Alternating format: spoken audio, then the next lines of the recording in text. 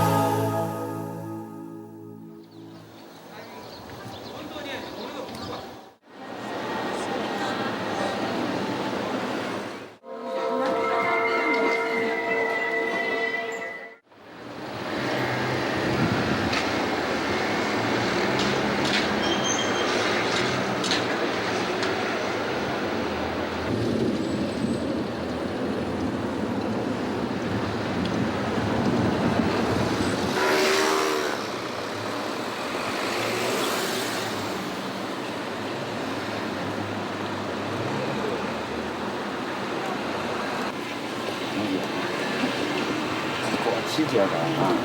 は。緊張がいいとこ来ました。いやー、無理やね。まだまだ。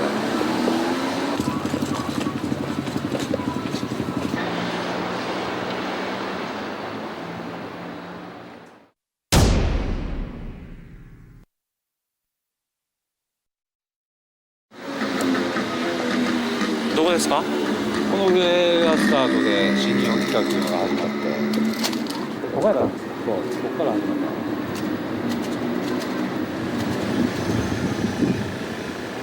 この時はまだ15名おるかおらんかったかな。こっからじゃあスタートしたわけですね。そうそう。ここから新日本がスタートして。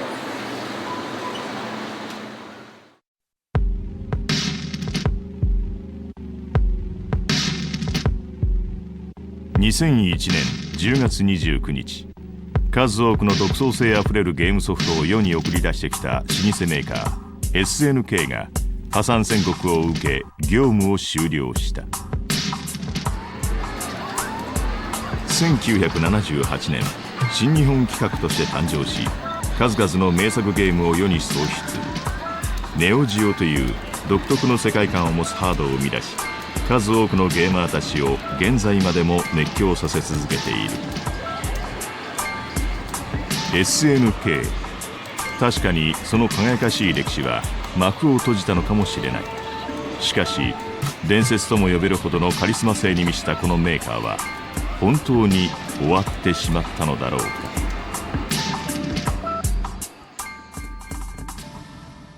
皆さんこんにちは、千葉玲です。大阪といえば私が生まれて育った町でもあるんですが、私にとって思い出深くて、そして、大切な町でもあります。というのは SNK がなんとここからスタートした場所なんですね。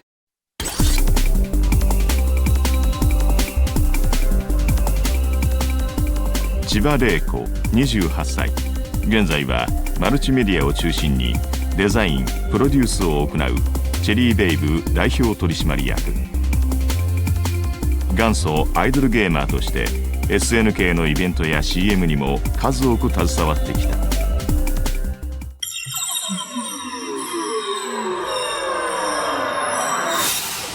ある会社から、ブロックゲームですね、その当時入ってた、それの話がありまして、それで、スタートしたというのが、新日本企画っていうののスタートやからね。その当時で30半ばぐらいのね、ほとんど前職は何かわからないっていうような、今みたいにゲーム業界のなかったからね、ゲーム業界を目指して勉強するっていうような時代じゃなかったんで、いろんな転職組ばっかりが寄せ集まったっていう、そういう組織でしたね。7、8人の本当の、仲間的に始まって、僕が入った頃にはもう15名ぐらいの、会社としての新日本企画っていう殻のところに入ったからね。当初僕は、新日本企画の顧客であったんだよね。でその当時僕はジュークボックスとかそういうもののメンテナンスをしてて、で大体そういう業種からゲーム業界に入るのが多かったんでね、でその時に仕入れに行ってたっていうのが新日本企画ですね。でその時に声かけていただいて、で、入社したという。果たしてこれが、今みたいに一つの産業として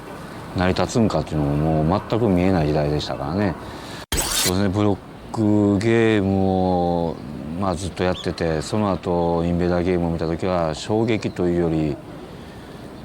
そのスピードに対してねついていけるかなっていうのがあったんですけどね。スピードっていう今からすればあれは遅いゲームなんですけども、やっぱり上からそのミサイルが落ちてくるとか、そういうのに対してのああいうのなかったですからね、それまでは。ゲームの処理速度って。そうですね、ブロック自身はボールを打ち返すだけでしたけど、初めて攻撃されるとかそういうのがビデオゲームではね、難しいっていうか入り込めるんかなって言った時に、ちょうどサラリーマン層のプレイヤーがついてきたんでね、あの当時のブームにつながったとは思うんですけどね。やはりマーケットの広さっていうのが見えてきたんで、それに対して、どう供給していくか、そのオペレーションの拡大、オペレーションっていうのはその当時なかったんでね、今でいうそのゲームセンターとかそういうのがもうない時代でしたんで、そういうのを一つの店舗として名前をつけてやっていくっていうのを一つの方向と、あとやっぱり開発していこうというオリジナルを作っていくっていうのはありましたね、その通りで。そうですね、オリジナルでいうとオズマウォーズっていう機械ですかね。オズマウォーズっていうのはそのインベーダー基板を使った、インベーダーのハードを利用した、ソードなんですけどね。新日本企画とすればやっぱりサスケ VS コマンダーですか。僕が一番思い出に残ってるのはね、台東っていう台東とかセガとかその当時も名前は出てましたんでね、やっぱり一日も早く世間に認知される会社になっていこうっていう目標はありましたね。私がまだ高校生だった頃、 SNK のゲームといえばよくこんなところでプレイしてました。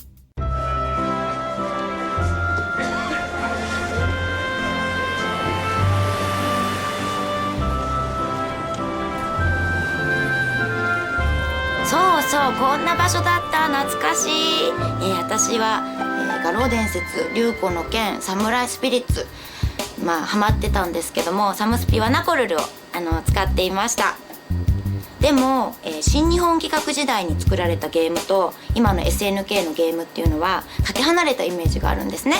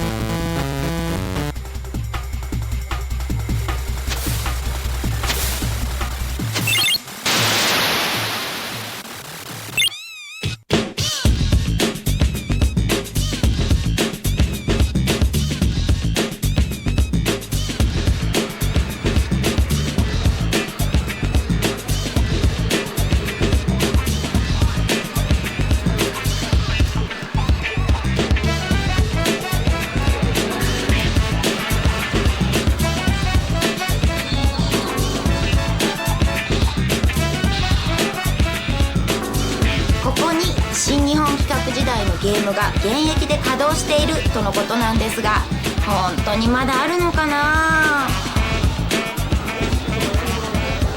これだ。うわー、これはすごい。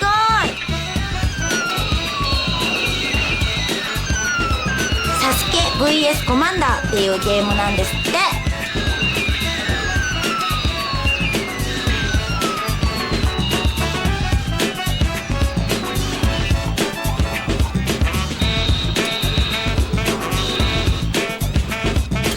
なんだかこうやって20年前のゲームを目の前にすると感慨深いものがあります。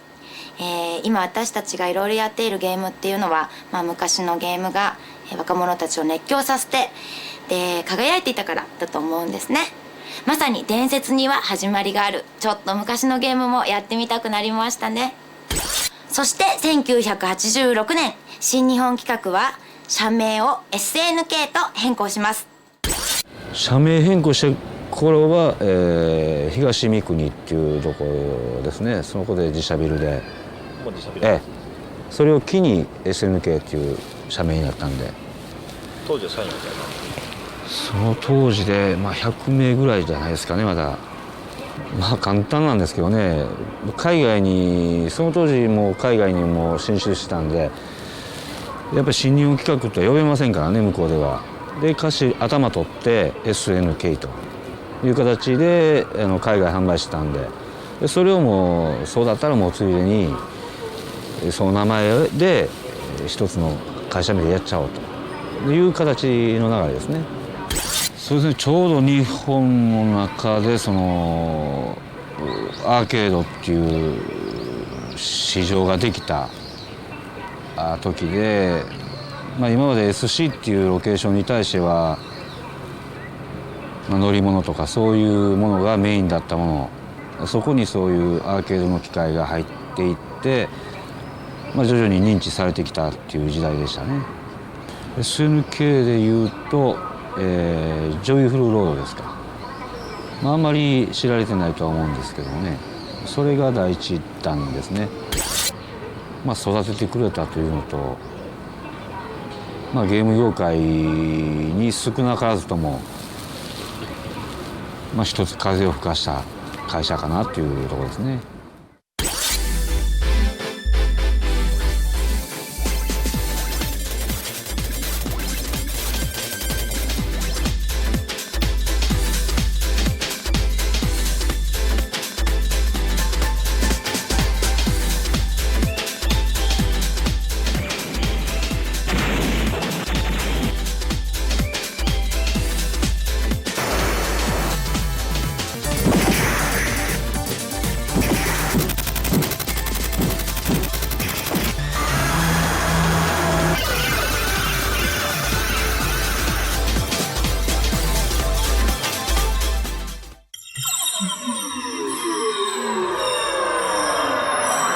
高校生の時に東京に出てきて、アイドルをやるのにでそのゲームセンターにずっとこう通ってたのね。でその当時のボーイフレンドも、ゲームが大好きで、その中で多分他にも SNK のゲームっていうのやったことあったかもしれないんだけど、画廊伝説と出会って、それでそのボーイフレンドに負けないように必死に女の子ながらに勉強したのを覚えてます。秋葉原で、当時各電機メーカーとか電気ショップがゲーム大会なんかをイベントでやってて、でその時に初めて呼ばれて、これはゲームがすごく上手な SNK のゲームがすごい上手な子がいるっていうので、それで呼ばれていって、ユーザーと実際の一般の人と戦ったのがきっかけです。すごかったですね。やっぱり他のゲームメーカー主催のイベントなんかも行ったけども、 SNK のゲームのファン層っていうのはもう全然人種が違う。どっちかっていうともう本当に SNK 一本っていう感じで一筋っていう子たちが多くて、もうそれこそ当時コスプレとかまだ流行る前だったんだけども、例えば白縫舞ちゃんとかそういう画廊伝説に出てくるようなね格好してテリーとかアンディとかそういうコスプレをしてもゲーム会場にそのゲームのイベントの会場に乗り込んできてたんで、気合がちょっと違う。やっぱりそのクローズドな特殊な世界だけどすごくこうなんていうの濃い世界っていう、だからまさに大阪人と同じような感じで、そのちょっと東京だとカッコつけたりすごくクールさだったり、すごくこうなんていうのかな、自分をよく見せようとかいうところが出てくると思うんだけど、 SNK 大阪、江坂、ネオジオとか画廊とかサムスピっていうのはもうそのまんまストレートな、なんていうのかな、コンテンツとストレートなもので直球勝負みたいな感じっていうところが好きだったのと、あとはその私2D のやっぱりゲームの方がやっぱり自分が育った世代っていうのもあって、ドット絵でみたいな方が好きっていうのもあって、CG でねポリゴンでぐちゃぐちゃぐちゃぐちゃ動いてるキャラはあんまり感情移入できないんですよね。一番好きなのはやっぱりサムライスピリッツかな。ナコルルっていう女の子がいて、まあ彼女北海道の出身でみたいな。でそれが出た時に鷹をねここに横に乗せてて飛ばすんですよね。でちょうどその時イラストレーターさんが描いた絵がすごくこう可愛い女の子で、私はもうあればっかり使ってママ母だっけ鷹を飛ばしてました。ナコルル使いで。でイベントなんかもナコルルの格好で行くことが多かったですね。だからその経営とかそっちの面っていうのは置いといたとしても、精神的な話でやっぱりそのなんていうのかな、もうちょっと続いてほしかったなっていうのは正直あって、っていうのはますますなんかこれから SNK のゲームねどういうコンテンツが出てくるかとか楽しみだったし、サムスピとか新サムスピとか画廊3とかスペシャルとかそうなってきた後の2D 格闘ゲーをもっともっと見たかったっていうのがあって、やっぱり寂しかったですね。最初はだからすごくそのニュースを聞いた時にショッキングでしたね。でもやっぱりまだ SNK がなくなったっていうことは、実感が湧かないです。寂しい感じがします。でもメーカー SNK っていうものがなくなってしまっても、そこで作っていたクリエイターの方とか、あと経営をしていた方々とか、そういう形でやっぱり魂っていうのは引き継がれていくんじゃないかと、そういうふうに思っています。SNK なくなっちゃったけども、これからきっと何か驚くこととか、ユーザーの私たち、そしてファンの私たちに、素敵な何かプレゼントを持ってきてくれるかもしれません。それまで楽しみです。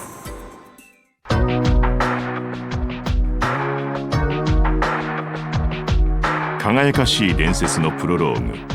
新日本企画。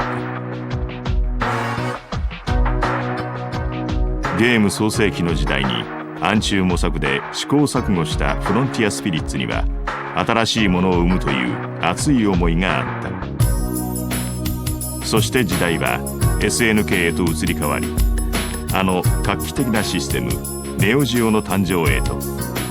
新たなる大地という名を持つネオジオこそが SNK 伝説そのものであることは言うまでもない。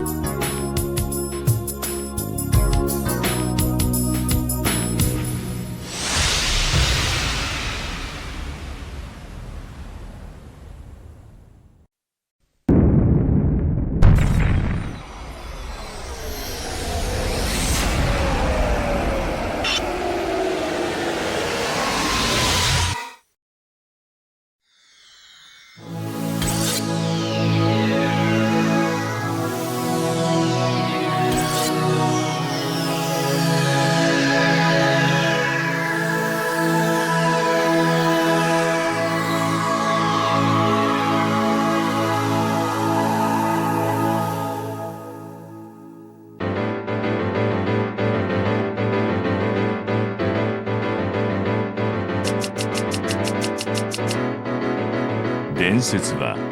一夜にして生まれない。伝説は自らが作り出すものでもない。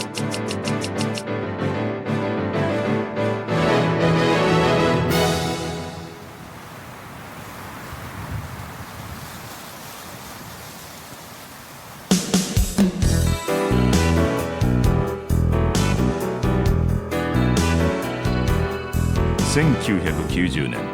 SNK は業務用ゲームと家庭用ゲームの相互互換という当時としては壮大かつ斬新なシステムを発表したネオジオ。新たなる大地という意味を込められたこのシステムはゲームセンターのゲームがそのまま家庭で遊べるというコンセプトでスタートした。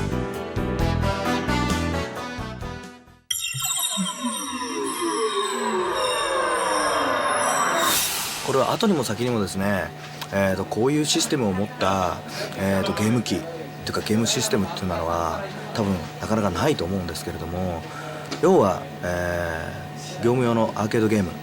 と、家庭用ゲーム機ですね、これがまあ同じソフトを使ってですね、かつそれをメモリーカードで、結びつけようと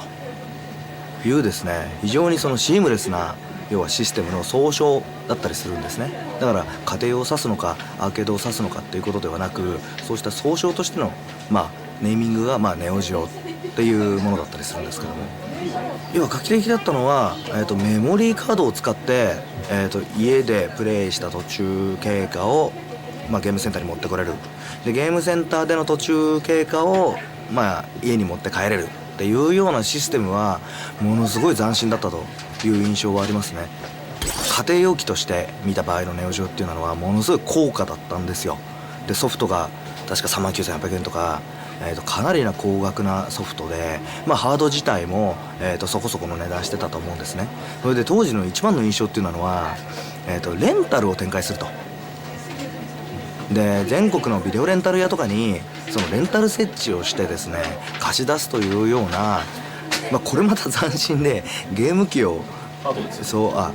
のねゲームのハードを、ソフトも込みでね、ビデオレンタル屋でレンタルするという発想っていうのは誰も持ってなかったと思うんですよね。だからそんなこと果たしてできんのかっていう、だからそういうので買ってる人はあんまりいなかったとは思うんですけれども、やっぱりレンタルはどこの店にレンタルがあるとか、そうすればアーケードで使ったデータが家でも使えるねとかっていうような話とかはしてたりはしましたけれども、このネオジオが出た当初っていうのは、本当に、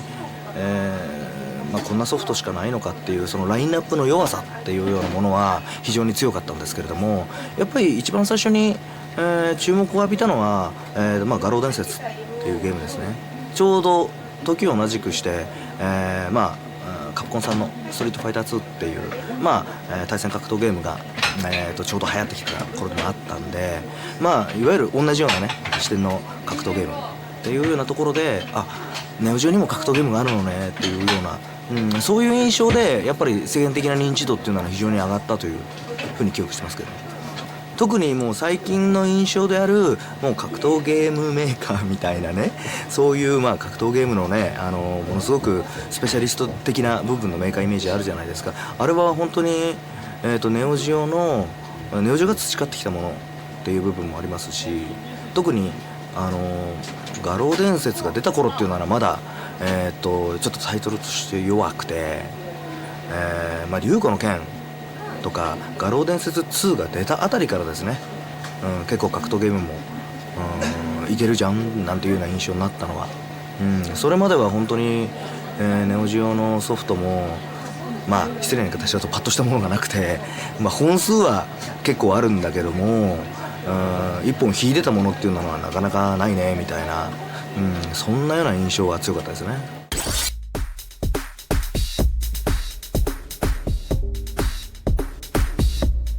アーケードと家庭用ゲームのリンク、この画期的なシナリオを支えたのがネオジオのハード・ソフトのレンタルであり、家庭用のメモリーカードの存在であった。レンタルしてもデータは個人で所有できる。ユーザーにとって負担の少ない形でゲームセンターのゲームが遊べる形になっていたのだ。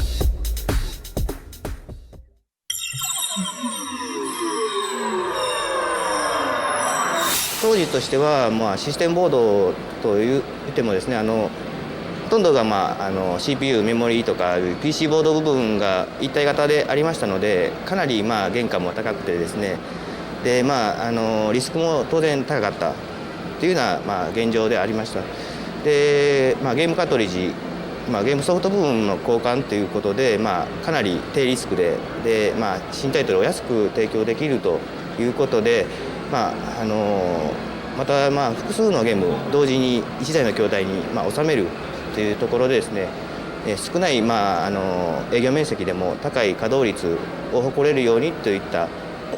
当時としても斬新というか 6種類のゲームが同時に稼働できる筐体でしたので、どのゲームが稼働中かというのを示す必要がありまして、でインストラクションカードも半透過のフィルムを用いてですね、背面からEL パネルで照射するような形態を筐体の上部につけました。であと当時はテーブル筐体から離れていくような時期でもありましたので、当時たちはもうよくできていたとは思います。アーケード中心の会社でしたので、その同時に効率よくできるというので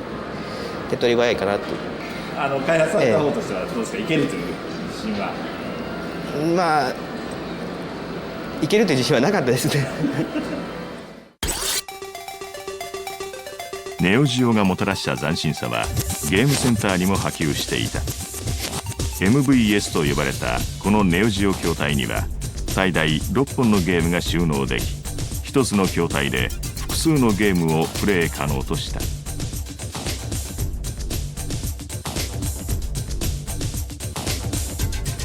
さらに家庭用とのリンクによりロム単価も安価に設定され、当時の他社基盤なら20万前後した新作もネオジオなら3万程度で購入できるという革新的なものであった。そしてまだ街角で見かけることもあるであろうこの筐体は店舗用のレンタル筐体で、設置場所さえ提供すればあとは SNK 側が全てオペレートし、店舗へは一定のロイヤリティが与えられるというネオジオ普及の影の立役者であったことは間違いないシステムだった。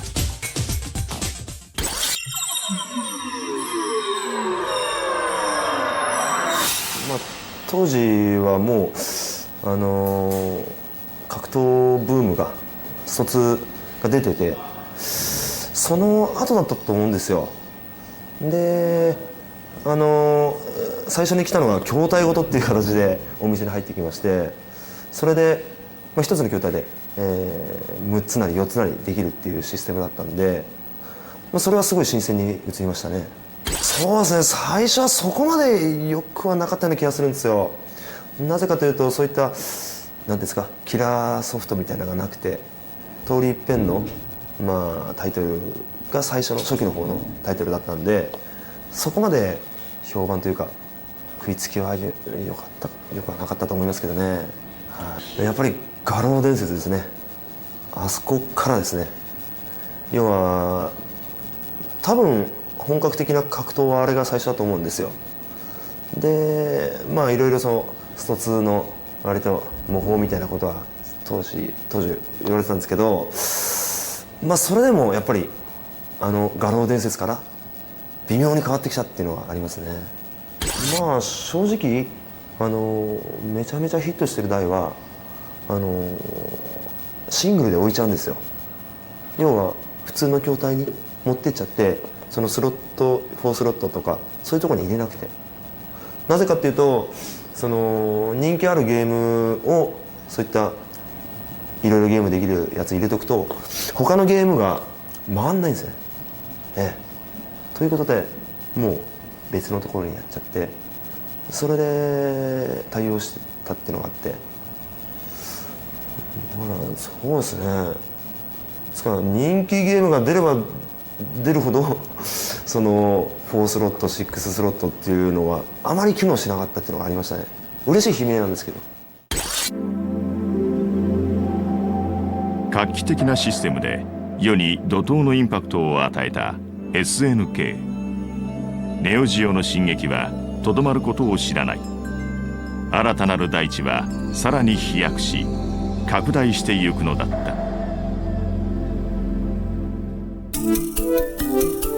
1994年、ネオジオは新たなるステップとして当時家庭用ゲームのメディアとして普及しつつあった CD ロムでのソフト供給に踏み切り、ネオジオ CD を発売する。ロムでのクオリティはそのままに安価にソフトを提供し、さらなるユーザー獲得に向けた。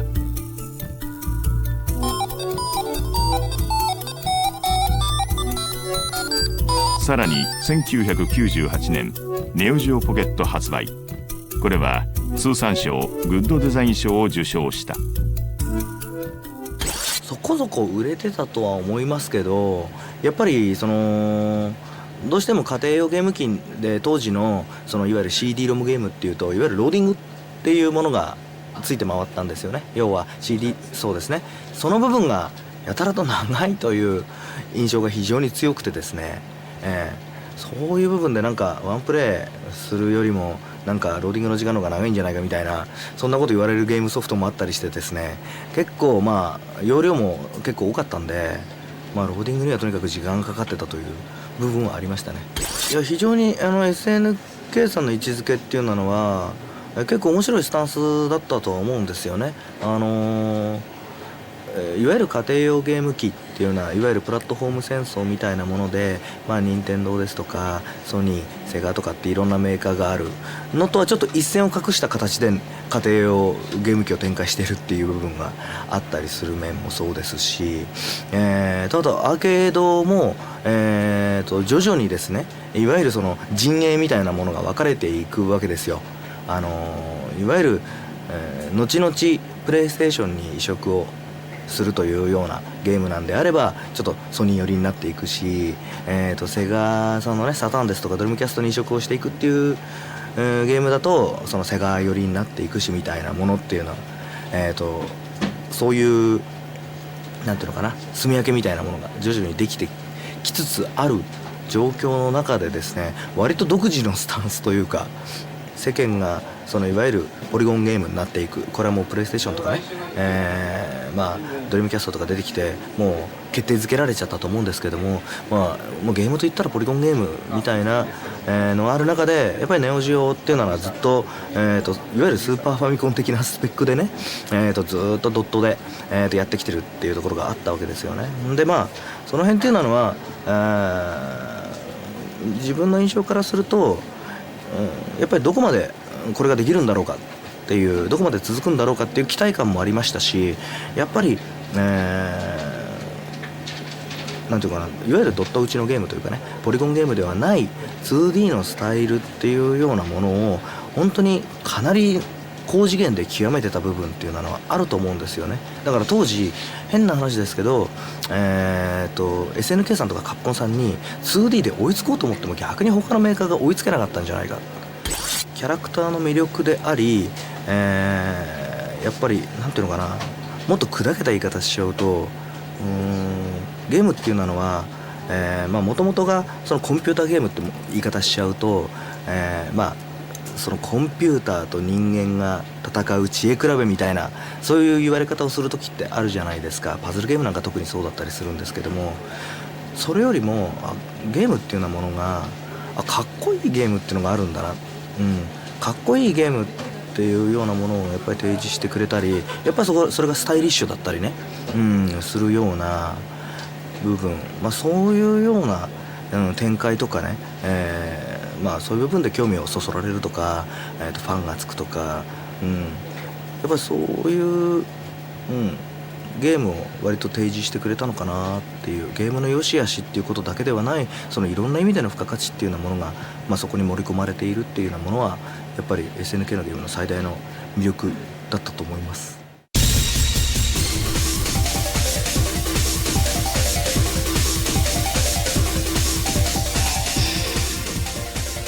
SNK ゲームの特徴として際立つのが、ゲームに登場するキャラクターたちであったことは言うまでもない。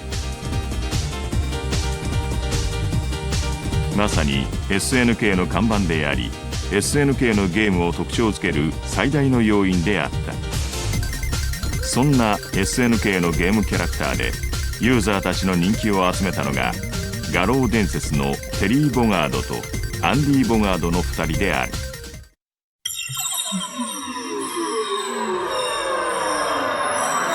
皆さんこんにちは、劇団新幹線の橋本潤と申します。初代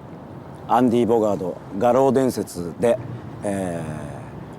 ゲームのキャラクターボイスという世界に、入りました。大阪で、劇団新幹線舞台の年がら年中、多い時は年間7本とか、とにかくジャージしか着ていない生活、ジャージか衣装かっていう生活の中でですね、突然声の仕事をやらないか、どんなものか全然わからないままSNK さんのスタジオに、まず案内されて、まずマイクの前にこう最初棒立ちになりましてですね、画面でこう戦っているシーン、勝ち名乗りを上げてるシーン、ノックダウンノックアウトされたシーン、いろいろ見てマイクの前に立ちながらやってたんですけれども、必殺技の種類によっては倒れ方も違うんですよね。突然ノックアウトされる場合、向こうに蹴り飛ばされて、何メーターか上から落下してバウンドしてこう絶命するっていうかノックアウトされるシーン、これは突っ立ってるだけじゃできないなと思いまして、でですね、いっぺんそのテリー役の橋本聡君っていう子にですね、ちょっとお腹を叩いてみてでですね、叩いてもらったんですよね。でその叩かれた瞬間にも声は出るけれども、痛みが伝わってきた時にも声が出るんだなとか、もしくはなんていうんですかね、腹筋をしてみたんですよね。でチクショーって立ち上がっていく時にマイクの前でやるよりも、例えばこういう具合にしてチクショー立ち上がった時の方がって解放、この筋肉の解放ですよね。そういう部分でバリエーションが出るんだな。そうですね、やっぱり本当にその役者を使っていただいてるっていう意味はそこにあるんじゃないかとか、そこにしか出せないんじゃないかっていう部分で、まず体を熱くするっていうところから熱いゲームになればいいなっていうような、なんていうんですかね、あの頃はやったことないし成功してほしいっていう祈りにも似たような気持ちで汗かいてましたねもう橋本聡君はですね、聡見てるかずっとテリーを聡君をやったんですけど、僕と彼は大学時代からの僕は1学年上の付き合いなんですけれども、ずっと同じ劇団で、ダブル橋本って言われてきて、兄弟のような私生活もずっと本当に2人で、いる時間が長かったんですけれども、そのお仕事がした時に今度は逆だ。テリーとアンディ、テリーがお兄さん、アンディが弟、ずっと頑張ろうなって励まし合ってお芝居をやってきた橋本聡君と、この SNK さんがアクションゲームを世に問うっていう感じで作った画廊伝説にメインの兄弟役で参加できたっていうことは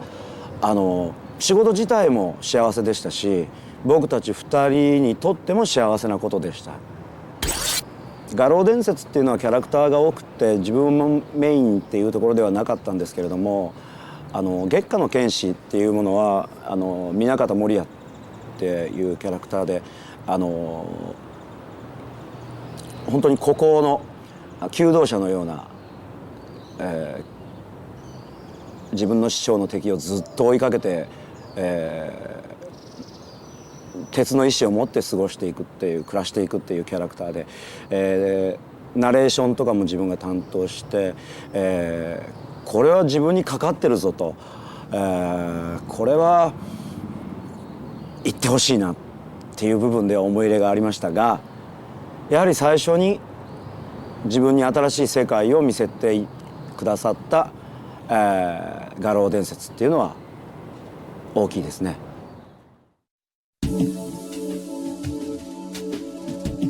ネオジオ、新たなる大地という意味が込められたこのハードは熱狂的な支持を得てさらに加速を続けていた。その道をどこまでもどこまでも。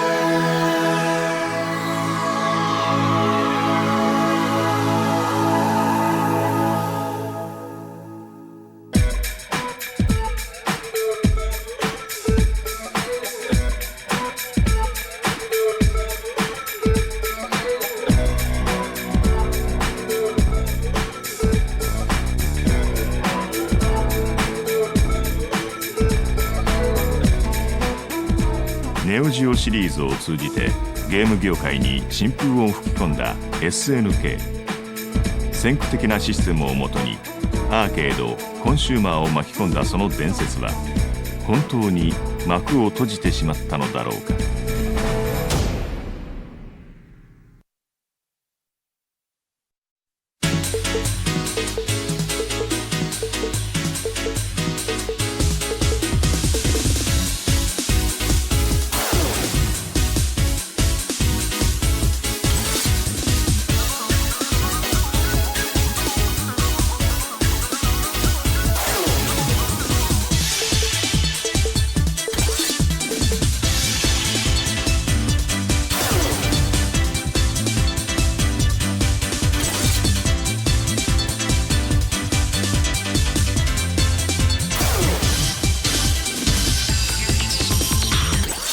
まあ、今日はね、SNK の、ことに関していろいろとお話をお伺いしたいと思います。皆さんね、まあ、ゲーム関係の業界にいらっしゃったということで SNK との出会いなんていうのはちょっとね、お伺いしたいところだとは思うんですけれども、ネオジの前なんですけど、そうですね、ループレバーを使ったありましたね。怒り、はい。怒りあたりからSNK っていう存在を知ったって感じですかね。これがすっごい偶然なんですよ。全然違う業界出たんです俺。アパレルの業界に。でそこを辞めた時に最初に面接にキャラクターデザイナー募集っていうのがあって、で行ったところが SNK だった。絵描いてたんですよね。そう最初、でやろうかなと思ってなんだか分かんないけど行っちゃえみたいな、で行ったんやけど、でそこの時点では俺不採用やったよ。なんで SNK 選んだんですか最初。いやただ単になんか給料良さそうかな給料良さそうかな本当それだけで次受けたところがアイレムだったの、でアイレムが OK だった。でその時は SNK だから知ってたんだけど、落とされたメーカー。じゃあアイレム入って要は競合メーカーになるわけじゃないですか。そういう視点で見てたっていうのはどうですか。全くないですね。全くないですか。だから基本的にあんまゲーム好きじゃなかったからでもね里見八犬伝をやったよ俺、ファミコンで。 SNK の面白かったですよねあれ。面白かったあれ。里見四犬伝でしょ。4しか出てこない。4人しか仲間にならない。あれはやったやったあれはやった。まあ多分、そういう中で非常にニュースになったのが多分ネオジオが登場するという時に、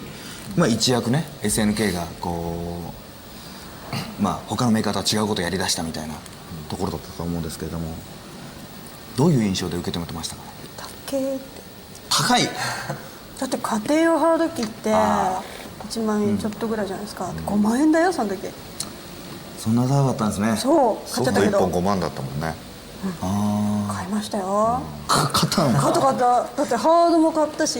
ソフトも画廊とかね買っちゃった。3万。こういうでかいロムカセット。そう業界内で見てたらすごい営業努力だよね、やってることは。だからやっぱハードが高い、ソフトが高い、でもその時ってさ結局ファミコン時代のもう絶頂期じゃない、でも歌い文句としては要はアーケードはもっと高いじゃない、普通でアーケードで筐体化ってなんとか、だからそれよりは安いでしょっていう同じものなんだから、ましてや融合性があるっていうね、システムを作ってたから、けどそれを買ってまあねやってたっていうのはやっぱりそのお金を出す価値はあったっていう感じはあった。そう本体にしても5万円じゃない、そしたらだって500回やれば元は取れるんですよ。500回やりますって好きだったらワンプレイ100円って感覚で。そうそれはかっこいい。アーケードゲームはそうだね。並ばなくていいし。すぐに導入されました。そうですね。で最初来たのがその6スロットっていうんですか。6スロット。白い筐体で。白い筐体のね MVS。で最初ソフト少なくて4つぐらいしか埋まってなくて6スロットなのに4本しか出ないみたいな。しかもなんかソフトがかなり、レアなレア麻雀とか麻雀あった。なんか最初にしてはちょっと渋いセレクトのゲそうームで、ね。ナムとかナムあの辺があって、最初のその印象はそこまですごいっていうのはなかったんですけど、まあでもその一つの筐体で4つのゲームができるっていうのは、なんかすごいかなっていうのはありましたけどね。まあ、ネオジオってことになってくると、まあその中で台頭してくるというか、まあ、時代的にもそうだったんですけど、まあ、格闘ゲーム、まあ、これがちょうど時代とマッチして、まあ、SNK のネオジオも、まあ、格闘ゲームをこのバンバン生み出してくるね、まあ、一つの母体となったわけですけれども、SNK にとっての格闘っていうのは何だったんでしょうね。やっぱりブームっていうのもあるけども、当時やっぱりカプコンがね、スト2でバーンと来て、でそこから格闘ゲームが出て、でその頃ですよね、対戦とか出だしたんです、だからそういう時代っていうのもあったし、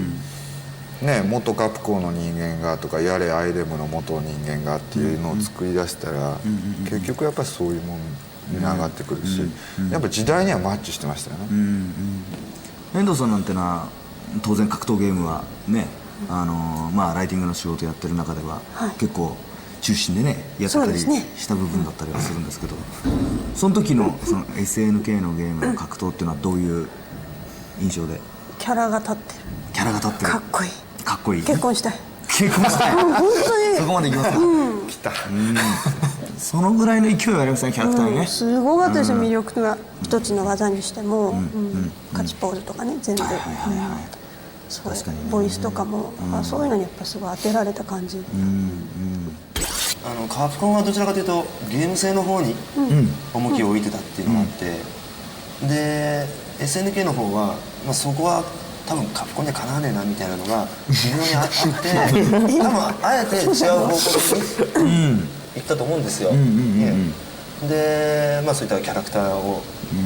特化させたり、その勝ちポーズとか、そういう動きに関しては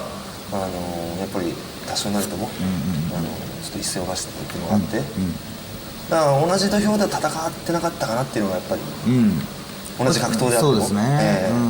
特によくね、SNK さんの開発の方の有名な話でね、今更道義じゃないだろうっていうね、そういうのってセリフが当初あったじゃないですか。やっぱりもう格闘ゲームっていうとなんか格闘家が出てきて汗臭い道義を着てっていうのをやっぱり一番最初の方でね、そのジーパンにジャケットで帽子かぶってっていうのはやっぱりもうそこがなんか全てをこう象徴してるのかな。やっぱりそうなってくるとSNK さんの位置づけっていうのも結構ものすごく見えやすくなってたじゃないですか。その時にまあ当然アーケードゲームっていうとセガさんがいたりナムコさんがいたりっていう中の SNK さんっていうとどんな感じで見てましたかね。そういうのがやっぱりこう競り合い出したって言ったら、多分ね94年ぐらいかな、キングオブファイターズと同じ年だったから、だからそこ入った当時キングの94と、で同時期に新侍が出た、でその時に、その年のエイム賞かな、エイム賞の時にバーチャファイターを隣のブースで確かね、やってた、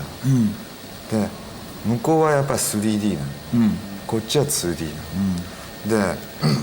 どんな感じがしかもねブース隣だったの、隣り合わせだったの、そしたらねもうユーザーの取り合いかなとかって、もしかしたら負けっかもとか、で開発者なんかもう結構冷や汗もんで、どうしようとかって、いざ人が走り出した時に、侍の方に行った。であの時はすごいなんか勝った気分になったけどだからちょうどあの時本当に絶頂期ですよね、そういう意味ではね。実際ロケでもそんな感じだったりするんですかね。そうですね、その94年の頃は、まだ 3D 格闘のっていうのはもう全然認知されてなくて、本当一部のそのマニアというか、新しいもん好きブンブン丸とかなんですけど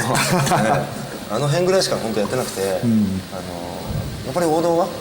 2D の、侍とか KOF とかがどんどん出てきて、もう入る余地がないんじゃないかな。やっぱりそのプレーをしてるね状況とかでもあの頃のその94年前後ってまだまだその 2D ってそのテクニックを競い合ってるっていうのが強かったじゃないですか、やれ連続技がどうだのこうだのっていうので、だからあんまりもう 3D とかって眼中になくて、やっぱりなんかどれだけ 2D を極めるかみたいな、プレイヤーの感覚からしてもそんな感じだったりするんですかね。3D のそのゲームのセオリーっていうのが全然浸透してないじゃないですか、でも 2D っていうのはもう一つから脈々とね、飛び込んでパンチ飛び込んでパンチ飛び込むっていうのが飛び込んでみたいながあるから分かりやすいのもあったし、ネオジオのタイトルってじゃあなんか印象94年から今までずっと出してて、全部ヒットしてるわけなんですよ、間違いなく、ちょっと値段はどんどん上がっていくんですけど間違いなく KOF は2000年まで確実にヒットしてますね。私お仕事とかでもね、KOF 結構やってるんで KOF の人だと思われてるんですけど、実は KOF の人一番好きなのガローなんですよ。ガローシリーズ初代もう全部全部、3も初代はアンディ大好きで、で2から今度キムが大好きで、初代アンディ大好きって肘だけでクリアできるから違うのエレガントな人が好きなの。でアンディ好きでキムが今度大好きで、そうでガロ3になったら今度ラスボスでチョンレイって出てくるじゃないですか。そうでチョンレイ大好きで、やばいよってぐらい毎日ゲーセンってでもリアルバウトで人生狂うぐらい狂ったねあれは本当に。新侍で源十郎が好きでしょうがない。かっこよくて騎馬神かっこいいっす。あれはかっこいいね。だからゲーム知らない人間が見るとかっこいいなっていう、だってさ花札飛ぶんだよ。飛びましたね。飛びますね。イノシ課長とかって、時代とともにね、90年後半そして、2000年ともなってくると、なかなかねどのメーカーもきつくなってきて、その例に漏れずね SNK も結構厳しい状況になると。でもそれまでねずっといろんな展開で頑張ってこられて、やっぱり失速していく感とか、その辺っていうのはやっぱり感じてらっしゃった部分っていうのはあるんですかね。何にしてもてっぺんはあるからね、だからてっぺん来てるなっていうのはやっぱ感じ取れてるよね。じゃああとどうなるかっつったらどこで平常心を保つかっていうね、保てなかったんだろうね。ゲームセンターとかでもそのピークとその陰りが見えてきてるっていう状況っていうのは 3D の格闘がやっぱ台頭してきてからかなっていう、やっぱバーチャ2からちょっと何か変わってきたんじゃないかっていうのは、ハードのところでやっぱり 3D ができないとダメみたいな当時風潮がやっぱあって、カプコンも SNK さんもどっちもなんか 3D の方に足を向けていたみたいなところがあって、割と象徴的っていうかね、分かりやすいと思うんですね、あれがね。3D って連打しててもパンチしか出ないじゃない、だけど 3D って何か技出るのよ、そうするとやっぱりいわゆるゲーマーっていう人じゃなくて、一般の人、とかもゲームやるじゃないですか、そうすると 3D の方が面白いっていうことになるじゃないですか。やっぱりこうね、客層の違いがインカムの違いになってみたりとか、やってる人しかやらないっていう感じになっちゃったよね。特にその頃になるともう対戦格闘ゲームも上手い人と、下手な人っていうと変だけれども、その初心者であまりにも差がつきすぎて、対戦格闘ゲーム自体に閉塞感を感じてたっていう部分は非常にもう如実に現れてたと思うんだよね。そういう中で、その突破口が、要は 3D での仕切り直し、そうですね、3D で新しいルール、新しいお客さんで見た目の新しさ、みたいなね。高いところから見ると、ビデオゲームっていうよりはゲームセンターに今行けば分かると思うけど、あれプリクラなんだろうかな、ね、だからそういうのが要はビデオゲームに対しての要は遠藤さんみたいなさ、もうやばいよっていうやつをどんだけ育てることを一生懸命やってるメーカーってある？プリクラとかそう家庭っていうのはやっぱりそっちのコアには絶対なんないよね。だからそっちばっかりに行っちゃったから結局今こんな感じになってる、だからライトユーザーって結局コアじゃないの、コアはやっぱり支えるべき、業界を支えるべき、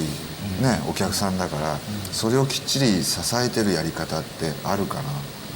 確かにだから90年代後半っていうと、今おっしゃるみたくその音楽ゲームとプリクラ、これやっぱりゲームセンターの中を席巻してたってありますからね。それでなおかつビデオの中では 3D が出てきいのっていう部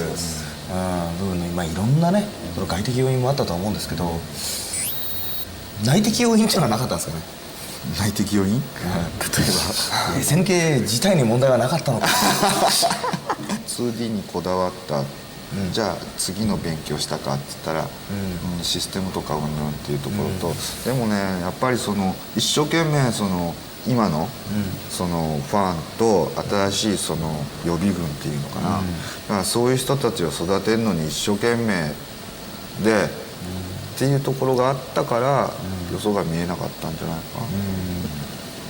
か、で無理して 3D をやらなくてもよかったね、いいと思うんですよね、ちょっと泣いたねあれ見た時は。ポリガラポリサムと言われるそう 3D だから要はリアルじゃないですか、そのリアルは結局体実じゃないとダメなの、格闘のやり方がリアリズム、もう火が出るだろう何なのっていうファンタジックに行くんじゃなくて、だからもう体実で要はリアルを追求する、2D の場合は要はねもっと火を出すだろう、ありえへん技出すだろうっていうね、そういうのがあるからこそ 2D であって、そのキャラクター性を出すって言ってもやっぱり 2D じゃないとあったかみがない、俺らよく言ってたのはキャラクターにフェロモンが出てないだからそういう言い方してたんだけど、SNK のゲームのスタイルっていうのは多分どのメーカーもねそれに代わってやってくれてるわけじゃないっていうのはあると思うんですよね。キングしかり、いろいろとその韓国の方で作られてたりとか、これからね出てくるみたいな可能性っていうのはね結構あったりはするんですけど、向こうのね実際プレイヤーとかも見に行きましたけど、なんかアプローチがやっぱ全然違って、彼らはいろんなキャラをいっぱい使って、それで全てのキャラを使いこなせる、日本は一つのキャラを徹底的にやるみたいな、ここにちょっと文化の違いというか、アプローチの違いを感じて、彼らは本当じっくり後ろで研究して、それでやるみたいな、意気込みみたいなのが全然違って、世界的に見てもやっぱりファンが多いっていう部分がね非常にあって、本当 2D、3D 問わずね、SNK の流れっていうのは本当に決しちゃならないとも思いますし、やっぱり SNK がね積み上げてきたことってやっぱりすごい大きな部分あると思うんですよ。もう90年代を代表していいメーカーやムーブメントの一つだったんでね、やっぱりその辺のところ、何が受けてて何が成功の要因だったのかで、今やっぱりユーザーが何を期待してるのかって非常に分かりやすい部分だと思うんですよね。そういうようなところ何でもいいんでね、やっぱりそれはキャラクター性でもいいし、やっぱりそれがねグラフィカルなそのかっこよさみたいな部分の追求でもいいし、やっぱそういうようなところ、やっぱりユーザー待ち望んでると思うんでね、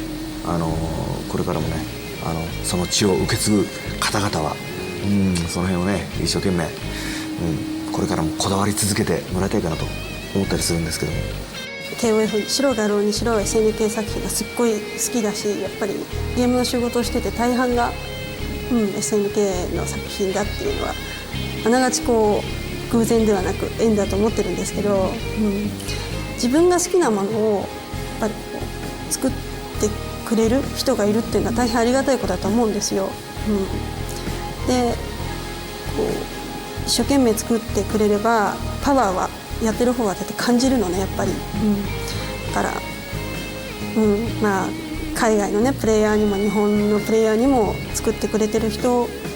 にも感謝はしてるんですけど、とりあえずもっともっと SNK の作品を好きになってもらいたいと思うんですよ。で好きっていうことが一番やっぱりパワーの原動力になると思うからね。まあ、理想を言えばネオジオ2みたいなのができてくると実はいけちゃうんじゃないかっていうのは自分は感じてるんですけどね。まあ今のネオジオのシステムは変えずに、まあ多少のスペック、ある程度のスペックにしていただいて、で方法論は今までと同じような感じでカセットを挿して終わりみたいな、そういった感じの方法論でやっていけばまだまだいけるかと思います。俺らねよく毎朝ね朝礼で言わされてたのが社訓があって、遊びを進化させ社会に貢献するっていうんだって。だからどっかでみんなそれやってると思う。だからそれやっぱり俺もやっぱり自分で独立してそうしたいし、仕事もそうしたいし、遊びもそうしたいし、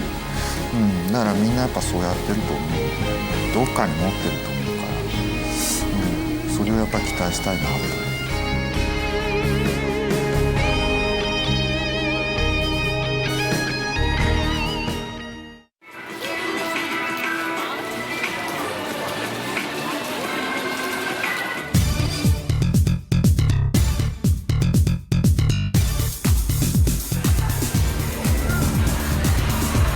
そう、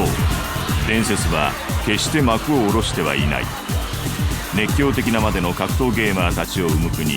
韓国。ここでは今まさに SNK の血統を受け継ぐタイトルが彼らの熱い支持を受けているので、海を越えたネオジオの新しい伝説の始まりである。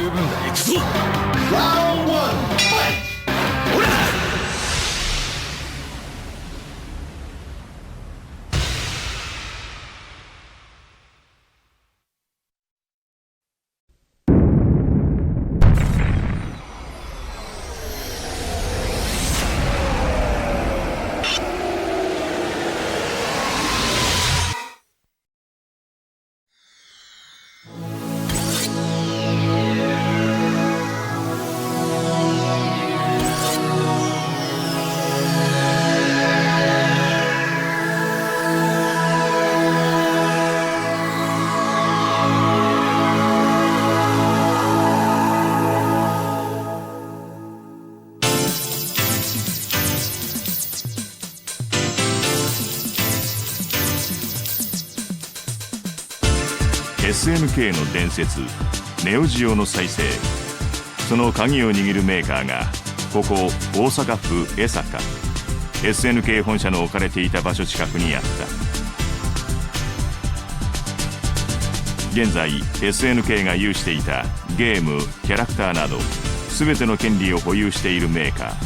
それがプレイモアである。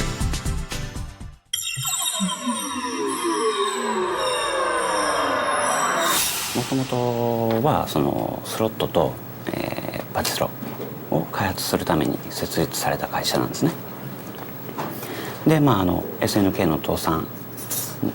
の時にその SNK の財産を譲渡しますというお話をいただいた時に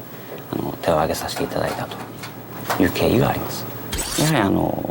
りSNK で築かれてたですねネオジオという強固な基盤、これが欲しかったっていう部分ですね。はい、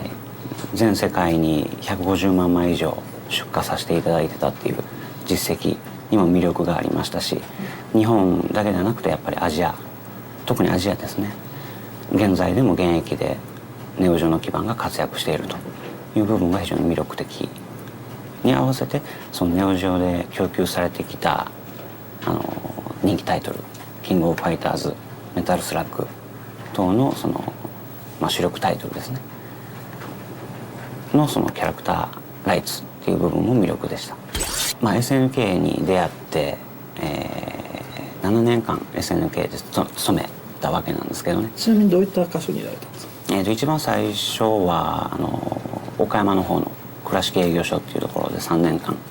勤めさせてもらいまして。営業部隊？そうですね、レンタルの営業ですね。要は駄菓子屋の店頭とかに筐体を無料で置かせていただいて、1ヶ月に1回集金来ますんでっていう無料レンタルシステムですね。はい、その営業ですね。毎日が設置とあと筐体の引き上げの繰り返しでしたけど。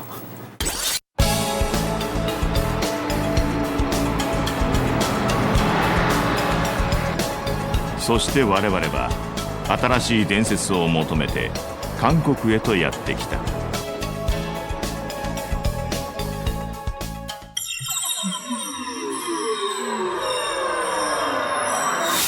韓国ではコンピューター教育っていうのがいち早く学校教育に取り込まれていたので、親御さんが、子どもにコンピューターを買い与えるっていうのが大変多かったんですね。それでコンシューマーよりもPC ゲームが大体メインとして動いてまして、それに付随してアーケードゲーム、そして、コンシューマーゲームっていう感じなんですけども、最近の特徴としてはオンラインゲームの台頭が一番顕著ですね。韓国での格闘ゲームっていうのはアーケードではダントツですね。でアーケードでは、格闘ゲームかもしくはパズルゲームっていう形なんで、あとはシューティングっていう感じなんですけれども、大体最近ではゲームセンターに行く人っていうのはイコール、格闘ゲームを楽しむ人っていうふうに言えるんじゃないでしょうか。キングオブファイターズ、それとバーチャファイター、それと、鉄拳が、三つどもえの人気の争いをしているって感じです。実はネオジオの方はあまり知られてないんですよ。っていうのもネオジオが日本で発売されてた時期っていうのは韓国ではコンシューマーは全く発売されてなかった、もしくは個人輸入にとどまってたという時期でしたので、ネオジオの知名度っていうのは韓国では実はほとんどないと言っていいと思います。SNK という名前についてはかなり知名度は高いと思います。と言いますのも一連の SNK の格闘ゲーム、龍虎の剣とか、サムライスピリッツ、キングオブファイターズ、そういったものの人気っていうのは韓国ではかなり高いので、その SNK というブランドについての、知名度は韓国では高い方だと言えます。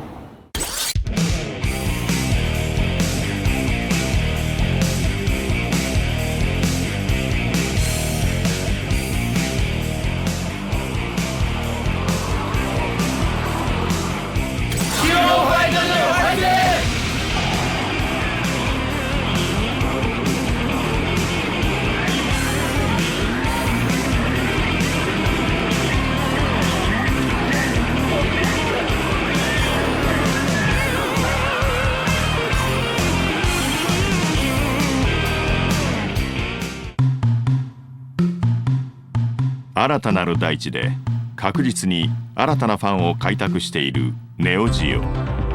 そのスピードは日本での熱狂をはるかに凌駕する勢いである。韓国での事情を知る人物を訪ねてみた。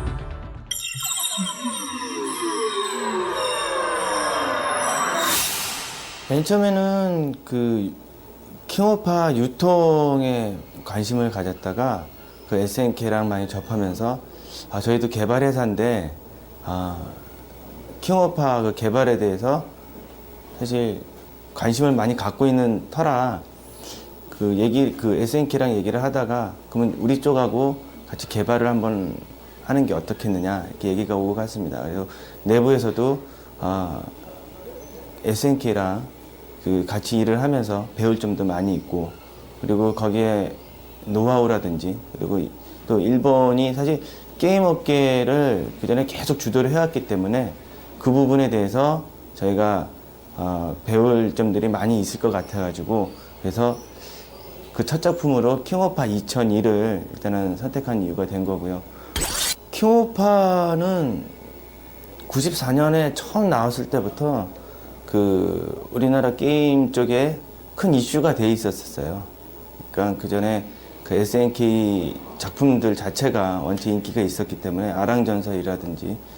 그다음에 용호의 건이라든지 아트 오브 파이팅 뭐 이런 작품들이 원체 게임 유저들한테 인기가 있는 상황이라 가지고 저희가 2001을 개발을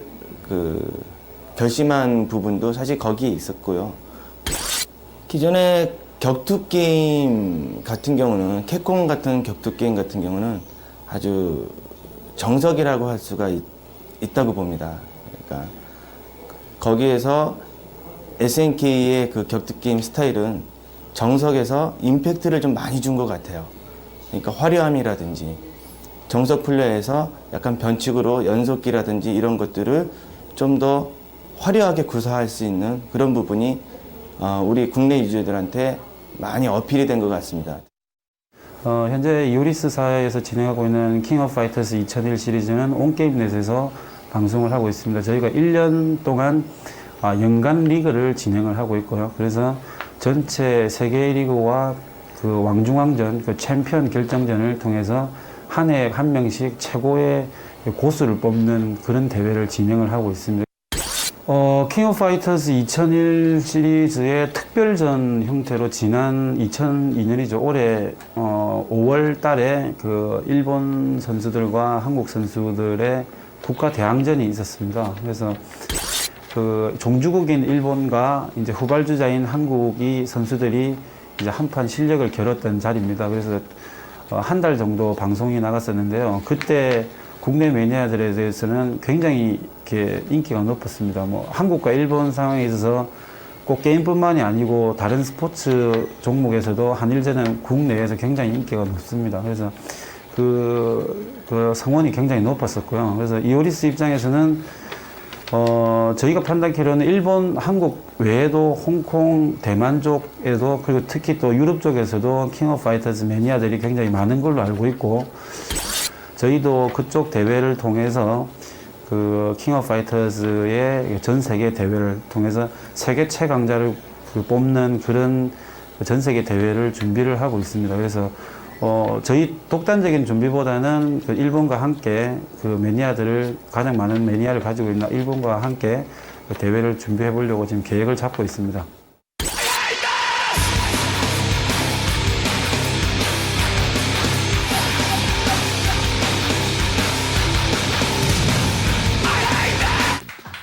이오리스 킹 오브 파 2001 2차 리그 결승전에 나설 두 선수들을 만나보겠습니다. 좌측의 박수호, 우측의 최동훈. 韓国各地で開催されるゲーム大会の情報はインターネットを通じて告知され、ユーザーたちは週末ごとにその場所へと集結する。 양 선수 캐릭터를 선택합니다. ヒットタイトル「ザ・キング・オブ・ファイターズ」シリーズの大会の模様はケーブルテレビを通じて韓国全土へとオンエアされているのである。 최동훈 4번 싸워서 3번 졌던 라인업에서 마지막 최종전 박수호 선수의 이제 클락을 이진주로 마무리 짓고 이번...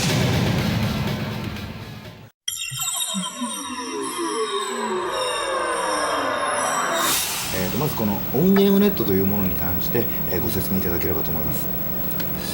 온게임넷은 그러니까 2000년 7월에 한국 최초로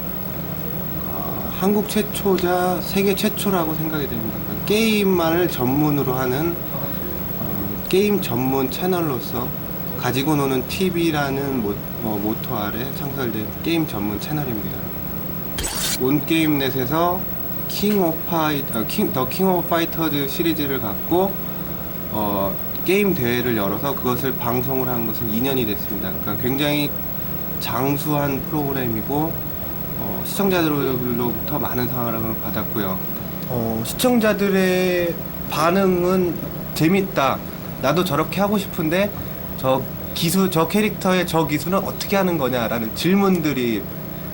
주로 주종을 이루고요. 킹오파에 대한 방송을 보면서 느낀 점들 얘기하는 거죠. 어떤 캐릭터는 너무 좀 밸런스를 해치는 것 같다. 자기가 뭐 해봤는데 뭐 이런 것 같다는. 그래서 이제 좀 더 그 중국 유저들이 이제 자기 킹오파에 대한 의견을 피력을 하는 거고요. 킹오파 그 유저들이 오락실에서 벌어졌던 에피소드들 중에서 뭐 특별했던 것들이 올라오는 거예요. 그러니까 거의 이 방송을 중심으로 해서 킹오파 유저들은 그 홈페이지, 저희 온게임 내 홈페이지의 킹오파 사이트에서 거의 킹오파 커뮤니티가 이루어져 있다고 생각하시면 됩니다. 그런데 한일전을 보면서 확실하게 느낀 건 한국 선수들은 한방 콤보 위주의 화려한, 그러니까 한 번에 연속적으로 큰 데미지를 입히는 그런 기술들을 즐겨 사용합니다. 그러니까 초필살기, 뭐 진초필살기 등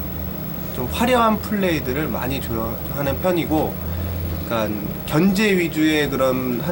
견제 위주의 내실 있는 플레이를 하는 선수들은 조금 실력이 있음에도 불구하고 좀 덜 쳐주는 경향이 좀 있죠. 그러니까 주로 화려한 플레이를 선보이는 선수들, 약한 캐릭터로 잘하는 선수들을 제일 잘하는 선수다라고 인정하는, 그러니까 그거를 높게 보는 경향이 많죠. 간단히 말씀드리면 그겁니다. 그러니까 철권, 그다음에 버추어 파이터, 그다음에 킹오파가 있는데 그중에서 킹오파가 인기가 있는 이유는 일단 이오리스가 과감히 투자를 해서 방송으로 리그를 이끌어냈기 때문에 인지도가 상승을 하면서 충분히 다른 철권이나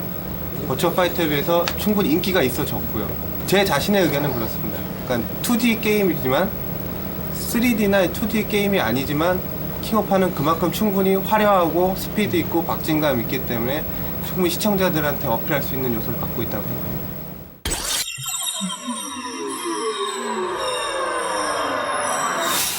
それでは韓国の、競技の人気をちょっとお話ししていただきたいんですけども。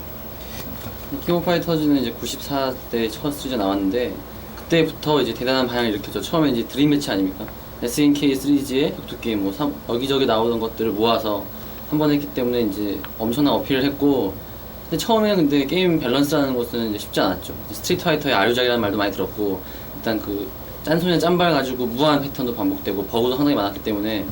처음에는 이제 많은 기대감에 시작했다가 게임은 엉망이지만 캐릭터가 멋있고 많이 나오니까 했었는데 점점 이제 게임성이 독보적인 걸 찾아냈어요. 그리고 2002가 스트라이커가 없다는 얘기만 듣고서 상당히 기대를 많이 했고, 일단은 타격 감각이나 어떤 그래픽적인 면 그리고 캐릭터적인 등장이 98때 그 드림 매치라는 컨셉에 맞춰서 똑같이 나왔어요. 이번 2002도 스트라이커 없었겠다. 원래 기본적인 전통은 가지고 있고 하지만 또 식상하지 않게 모드 캔슬이라는 것도 들어왔기 때문에 뭐 아주 좋죠. 지금 현재 반응은 몇 년 만에 상당히 좋다라고 느낄 정도로 아주 좋다고 생각합니다. 배틀 문화라는 게 한국 정착이 돼 있어요. 그러니까 한국에서는 인터넷이 발달이 됐기 때문에 배틀이라는 것도 인터넷의 발달 때문에 힘을 얻은 거죠. 그러니까 격투 게임을 잘하는 사람들은 그 사람들이 정보를 올리고 못하는 사람들 그걸 보고 배우고 이러한 게시판이 생겨났는데 그게 발달이 되는 거죠. 그걸로 발달이 되면서 게시판에 글을 올려서 하는데, 아 오늘 어느 동네를 가서 게임을 해봤더니 거기에 누가 너무 잘하더라. 그러면 이제 사람들이 그 아저씨 어디냐 물어보고 거기 어디 알려주면 가서 그 사람 복장이 어땠다 알려주면 가서 찾아서 대결해보고 소감도 같이 올리고 연구하고 그러다가 보면서 더 가까워지고 알게 되면서 친분이 생기면서 팀이 생기는 거예요. 그래서 배틀 할 때 이제 강팀과 강팀 유명한 팀들의 대결에는 말 그대로 사람들이 빙 둘러서서 막 못 볼 정도로 둘러서서 구경을 하고 또 잘하는 플레이어에는 어깨에 힘이 들어갈 정도로 사람들한테 인기도 있죠. 저도 이제 뭐 이쪽 중계를 하게 된 것도 이제 제가 배틀을 하고 있었고 저희 팀이 상당히 유명한 것도 있었고 저희 팀이 성적도 좋았고, 저도 저 같은 경우는 랄프를 좋아하는데 자신이 좋아하는 스타일 있잖아요. 어떤 스타일, 남성상, 여성상이 있을 텐데 자기가 좋아하는 스타일이 있고 그 캐릭터를 잘하면 실력이 나오고, 그러니까 일단 멋있는 캐릭터가 다양하게 존재한다는 거 다 구미가 맞는 거예요. 뭐 철권이나 버추어 파이터, 테켄, 버추어 파이터 그런 것들을 보면 캐릭터 수가 적잖아요. 그리고 아직은 그래도 익숙해져 있는, 우리가 2D에 익숙해져 있기 때문에 그 그래픽상으로는 멋있고 리얼리티해 보여도 감정이입은 안 돼요. 근데 선수들 보면 뭐 이오리 좋아하는 사람들은 막 머리 스타일도 이오리처럼 비는 사람도 있고 막 게임하면서 막 이 큐가 말하는 거 보디가 아메제 소리 지르고 막 이런 것들도 많이 할 정도로 감정이입이 딱 확실하게 된다는 거, 일단 정말 어색한데 되는다는 게 정말 신기한 거죠. 海を越えた韓国でも熱い広がりを見せるネオジオ。そう、伝説は決して幕を下ろしてはいない。そしてもちろん本拠地日本国内においても